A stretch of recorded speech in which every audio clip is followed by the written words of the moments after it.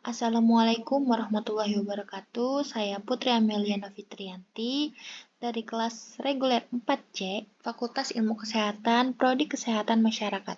Pada kali ini saya akan mempresentasikan UAS ID Kesehatan Masyarakat dengan dosen pengampu Dr. Haji Ahmad Alim. Pada materi pertama yaitu Kesehatan Lingkungan Perspektif Islam. Masalah lingkungan pada zaman sekarang bukan hanya sekedar isu lokal, tapi sudah menjadi isu global karena memiliki dampak yang sangat luas, dampak yang sangat serius di dalam kehidupan manusia dan juga alam. Jika lingkungan ini tidak dijaga, maka akan berdampak kerusakan yang dimana kerusakan ini tidak hanya di muka bumi saja, tetapi kerusakan-kerusakan berdampak di daratan, lautan, dan sejagat raya. Bahkan kerusakan ini tidak hanya di dunia, bahkan berdampak nanti sampai akhirat kelak.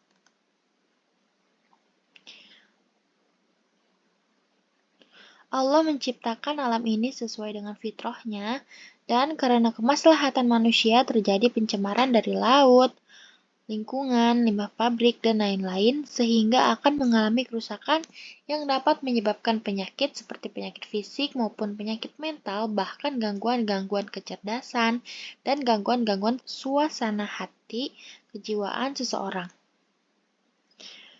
Faktor utama dari rusaknya alam ialah manusia itu sendiri. Dalam perspektif Islam, membuang sesuatu sekecil apapun yang dapat mengganggu alam dan manusia itu hukumnya haram. Salah satunya dicontohkan oleh Nabi ketika manusia buang limbah dari dalam dirinya dan dikeluarkan ke alam, yaitu membuang tinja dan buang hajat sembarangan. Makanya dalam suatu hadis dijelaskan bahwa Allah melaknat orang-orang yang membuang hajat di jalan karena itu mengganggu alam. Kesehatan jiwa. Pendidikan jiwa diutamakan sebelum kita mendidik jasad karena manusia terdiri dari jasmani rohani ataupun jiwa dan raganya. Dalam Al-Quran dibedakan antara kalimat ruh dengan kalimat nafs. Jika diterjemahkan dalam Indonesia, urusan ruh hanya Allah yang tahu, tetapi ketika roh itu sudah ditiupkan oleh Allah di dalam diri manusia, disitulah ada kehidupan. Ketika ruh yang menyatu pada diri manusia, itulah yang disebut dengan nafs atau jiwa. Pendidikan jiwa itu adalah mengistiqomahkan hati. Contoh penyakit dunia. Pertama, manusia terlalu hubud dunia karena terlalu cinta dunia, yang menyebabkan manusia lalai sehingga terlalu cinta terhadap dunia, yang menyebabkan orang itu lupa akan kematian. Manusia jika sudah terlalu cinta dunia, dia akan lupa akhirat dan terkadang orang itu menghalalkan segala cara seperti mengambil hak orang lain, korupsi, dan lain-lain. Karena kebutuhan duniawinya dan hedonisme. Kedua, hati atau jiwa manusia itu rusak karena manusia itu terlalu berkepentingan pamrih berharap terhadap makhluk-makhluknya manusia atau manusia lain, terlalu bersandar terhadap manusia. Jadi, kalau jiwa kita ini terlalu disandarkan terhadap makhluk itu akan lemah, diibaratkan dalam Al-Quran itu selemah laba-laba yang bergantung dengan sarangnya. Ketiga, emosi dan syahwat atau keinginan, yaitu komponen ini adalah bagian dari jiwa manusia. Ketika syahwat itu dilepas, tidak dididik dan tidak dikendalikan, maka terbentuklah yang disebut dengan hawa nafsu. Determinan kesehatan. Di dalam Islam, tidak hanya mencakup sehat secara fisik, tapi juga sehat secara hati, hingga lahir batin yang tidak bisa dipisahkan dan saling mempengaruhi, saling mengisi, dan saling melengkapi. Kesehatan seseorang dapat ditentukan oleh satu perilaku, kedua lingkungan, yang ketiga keturunan, dan yang keempat adalah pelayanan kesehatan. Faktor-faktor tersebut saling berinteraksi dan saling melengkapi dan berdampak terhadap status kesehatan individu maupun masyarakatnya. Pelayanan kesehatan yang baik bisa membantu mencegah datangnya berbagai macam penyakit dan juga pelayanan yang baik bisa memulihkan kondisi kesehatan seseorang. Dalam Islam, faktor kesehatan tidak hanya mempengaruhi masalah lingkungan saja, tapi dipengaruhi juga oleh faktor iman, faktor ibadahnya, karena ketenangan jiwa melalui iman dan ibadah, salah satu faktor yang berpengaruh dalam status kesehatan seseorang itu adalah perilaku dan pola hidupnya juga. Selanjutnya, kesehatan reproduksi. Kesehatan reproduksi atau KESPRO didefinisikan sebagai keadaan kesejahteraan fisik, mental, sosial, dalam segala hal yang berkaitan dengan kesehatan reproduksi. Kesehatan reproduksi juga berkaitan dengan kemampuan untuk memiliki kehidupan seksual yang sehat, kemampuan untuk memiliki keturunan, serta proses reproduksi yang aman. Seorang wanita diberikan oleh Allah Subhanahu wa Ta'ala kekhususan untuk haid, melahirkan, kemudian nifas, dan hal-hal yang memang itu terjadi menjadi kekhususan bagi seorang perempuan yang dibahas di dalam Islam. Membahas tentang masalah menstruasi atau datang bulan, ini merupakan siklus reproduksi yang menandai wanita sehat. Melihat dari sisi kesehatan, hal ini adalah normal.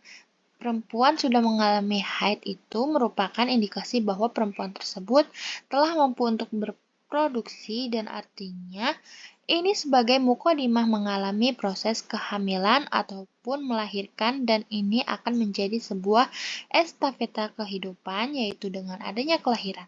Wanita yang baru pertama mengalami menstruasi disebut mubtadi'ah. Minimal wanita haid yaitu di usia 9 tahun. Larangan saat menstruasi yaitu hubungan antara suami dan istri. Kenapa wanita tidak boleh digauli? Karena dapat mendatangkan penyakit dan rasanya sakit bagi perempuan. Artinya, itu bisa menzalimi bagi perempuan dan bisa membahayakan. Dan juga dapat terjadi hal-hal yang tidak diinginkan seperti penyakit-penyakit menular yang berkaitan dengan masalah reproduksi atau disebut dengan IMS, HIV, dan AIDS. Menanggulangi LGBT. Nabi Shallallahu Alaihi Wasallam mengingatkan dalam sebuah hadis qudsi di mana Allah Subhanahu Wa Taala berfirman, sesungguhnya Aku telah menciptakan hamba-hambaku itu dalam keadaan lurus, yaitu sesuai dengan garis fitrahnya. Kemudian terjadi pembengkokan dan penyimpangan itu disebabkan oleh pengaruh bisikan syaitan yang membengkokkan mereka dari fitrahnya, dijauhkan dari agamanya sehingga yang terjadi adalah perkara yang harusnya haram dihalalkan, halal diharamkan. Penyimpangan selain dari pengaruh lingkungan, pengaruh keluarga, dan juga pengaruh diri yang terkadang disebabkan karena kebodohan atau karena syubhat yang terkadang seseorang itu tidak bisa lagi membedakan mana yang hak, mana yang batil. Sama kasusnya sebagai disebutkan tentang kaum Nabi Lut disebutkan dalam surah di mana laki-laki suka dengan laki-laki atau suka dengan sejenisnya. Kaum Nabi Lut ini diazab oleh Allah dengan azab yang belum pernah ada sebelumnya. Dengan azab yang sangat pedih dan miris sekali, azabnya ini disebutkan dalam surah Hud ayat 83. Sekarang, LGBT sedang mewabah dan mengancam kepunahan manusia dan itu membahayakan fitrah manusia serta wabah HIV. Peningkatan HIV di Indonesia dari tahun ke tahun terus meningkat. Salah satu cara menanggulangi LGBT ini dengan edukasi di tengah-tengah masyarakat dan pelayanan kesehatan. Pelayanan kesehatan Islam memandang upaya pelayanan kesehatan dapat membantu mencegah penyakit dan memulihkan kondisi kesehatan. Ketika seorang muslim menderita sakit, maka Islam mengajarkan untuk berdoa dan berikhtiar. Doa dilakukan dengan meningkatkan ibadah-ibadah dan memohon kesembuhan kepada Allah. Sedangkan ikhtiar dilakukan dengan pergi berobat seperti yang diperintahkan oleh Rasulullah. Dokter, tenaga kesehatan, dan lain-lainnya serta obat-obatan merupakan perantara Allah dan bukan faktor penentu terjadinya kesembuhan. Salah seorang menyatakan bahwa Rasulullah pernah berpesan untuk berobat kepada tenaga yang ahli karena jika suatu urusan diserahkan kepada yang bukan ahlinya, maka yang didapat adalah kehancuran. Islamisasi masyarakat. Praktisi kesehatan atau para akademisi kesehatan tidak sekedar membimbing, tidak hanya sekedar memberikan penyuluhan dan secara normatif di tengah-tengah masyarakat, tetapi kita sebagai seorang muslim, satu sisi sebagai tenaga kesehatan atau satu sisi juga sebagai dai kesehatan, karena kita juga sedang berdakwah, mengajak orang melalui sikapnya dan akhlaknya. Maka, kita harus mencerminkan diri sebagai orang yang berakhlak, khususnya di saat kita memberikan pelayanan kepada masyarakat, mengislamkan masyarakat di sela-sela kita memberikan penyuluhan pelayanan kepada mereka, itu yang kita kedepankan tadi. Akhlak kemudian kita juga memberikan penyuluhan dan harus berdasarkan ilmu, bukan hanya sekedar prasangka atau hanya sekedar kebiasaan adat yang belum teruji. Terima kasih, cukup sekian. Kurang lebihnya mohon maaf. Wassalamualaikum warahmatullahi wabarakatuh.